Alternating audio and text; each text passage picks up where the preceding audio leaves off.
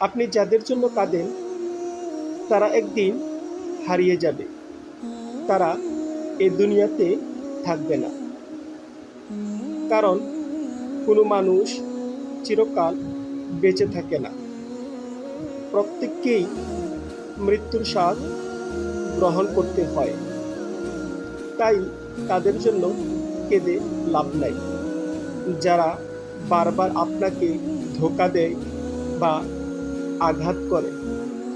মানুষের স্বভাব মানুষকে আঘাত করা, তাই তাদের আঘাতে পড়ে গেলে চলবে না, আবার রুখে দাঁড়াতে হবে। কারণ আপনাকে মনে রাখতে হবে, আপনার আশ্রয়স্থল একমাত্র আল্লাহ তাআলার কাছেই।